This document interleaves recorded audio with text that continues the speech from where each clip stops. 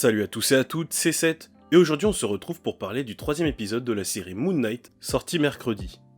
Comme d'habitude, je vais certainement spoiler, donc si vous n'avez pas vu l'épisode, je vous invite à revenir une fois que ce sera fait. Je précise à nouveau que ma connaissance sur les comics Moon Knight est assez limitée, donc mea culpa à tous les fans si jamais je dis une connerie. Bon, je disais dans la dernière vidéo que je ne savais pas quoi penser de l'épisode. Eh bien celui de cette semaine me laisse un arrière-goût un peu désagréable dans la bouche. Sur demande de Mark, Khonshu attire l'attention des dieux pour obtenir une audience auprès d'eux. Et pour le coup, c'est assez cool de voir ces autres dieux avec leurs avatars, même si le délire aurait pu être poussé encore plus loin. Leurs interactions entre eux montrent bien le manque de confiance, voire même le mépris qu'ils ont pour Khonshu. Ce dernier est d'ailleurs le pire plaidant que j'ai jamais vu. Tu mets ça, son antécédent avec ses pairs, et Harrow qui dévoile l'instabilité de Mark. Il n'en fallait pas plus pour que les dieux leur tournent le dos. Au début, j'ai trouvé ça un peu con. Tu vas me dire qu'ils sont pas capables de savoir si quelqu'un leur ment? Et puis j'ai vu un commentaire disant que les dieux égyptiens ne sont pas omniscients, ou aussi tout puissants que l'image des dieux dans les religions plus modernes. Une chose qu'il est important de rappeler est que la plupart des anciens dieux ne sont pas omniscients. Cette idée que les dieux savent tout est une vision très abrahamique. Les anciens panthéons étaient des êtres très puissants mais pas tout puissants. C'est pourquoi Arthur a été capable de leur mentir et pourquoi il ne savait pas où se trouve la tombe de Hamit.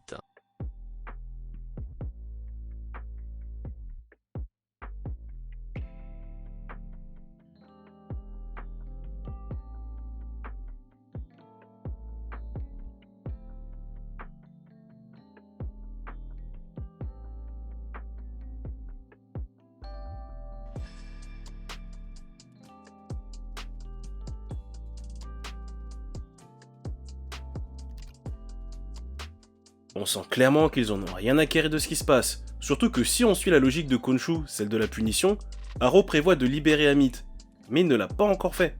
Est-ce que du coup ils interviendraient après qu'il l'ait ressuscité? Ironiquement, s'ils étaient tous comme Hamit, donc à juger avant l'acte, ils pourraient empêcher Harrow de mettre son plan à exécution en fait. La série essaye de nous teaser à plusieurs reprises une potentielle troisième personnalité, qui pourrait être celle de Jack dans les comics. Ce dernier a l'air bien vénère, ce que j'attends de voir, parce que pour l'instant, c'est assez mou. Les combats sont certes un peu plus brutaux que dans les précédents épisodes, et c'est cool à voir, dans l'affrontement dans l'arène, Mark ne retient pas ses coups, et il frappe pour tuer. Mais j'ai pas vraiment réussi à me hyper. De 1 parce que la chorégraphie est pas exceptionnelle, y a pas vraiment de fluidité, ou de trucs qui me fassent me dire « Waouh, c'est dingue !»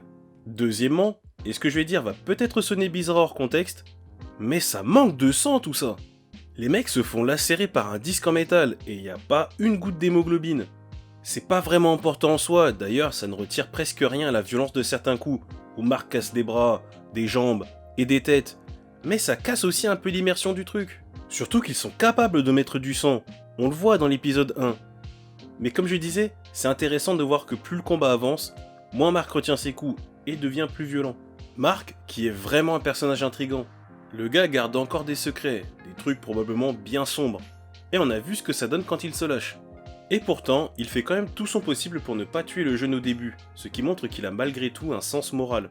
D'ailleurs, parlons un peu d'Oscar Isaac, c'est un monstre. On aime ou on n'aime pas la série, mais sa performance est incroyable. La scène où il change de personnalité dans le désert, face caméra, non, c'est du grand jeu ça. Le personnage de Harrow m'intrigue aussi vraiment beaucoup, surtout après son monologue devant la statuette, celle de Khonshu. Il dit à plusieurs reprises dans ses 3 premiers épisodes que le dieu l'a brisé, mais jusqu'à maintenant je voyais plus ça comme une manière de manipuler Mark et Steven, mais son expression dans cette scène, avec les yeux embués, m'a vraiment fait douter en fait. Je suis très curieux d'en apprendre plus sur ce personnage, peut-être même en découvrir un peu plus sur sa relation passée avec le dieu de la lune. Bon, et maintenant, mesdames et messieurs, les points négatifs. Et donc je commence par le plus évident. Steven, ferme ta gueule. Désolé, mais il fallait que ça sorte. Autant je le trouvais sympathique dans le premier épisode, autant là il m'a saoulé. Je comprends son envie de ne pas blesser les gens, ou du moins de ne pas voir ses mains tuer des gens. Mais quand Mark est en train de lutter pour éviter de se prendre un poignard de 30 cm dans le bide, ce serait bien qu'il évite de venir le distraire avec ses jérémiades. En plus, si on regarde bien, dans le combat contre les hommes de Mogar, le fait que Mark se fasse embrocher comme un kebab et que Layla manque d'y avoir droit aussi, c'est parce qu'il a pris la place pour stopper le combat. Tout ça pour redonner le relais à Mark la seconde d'après. Le personnage de Steven est utile, je dis pas le contraire, parce qu'il a des connaissances que Mark et Layla n'ont pas. Mais c'est ultra relou de le voir popper constamment pour se poser en bon samaritain dans des situations qui s'y prêtent vraiment pas. J'avoue avoir du mal avec ce genre de personnage en général. Des mecs essaient de me tuer. Je suis censé faire quoi? Leur mettre une tape sur la main comme à un enfant passage? Je me suis d'ailleurs posé une question.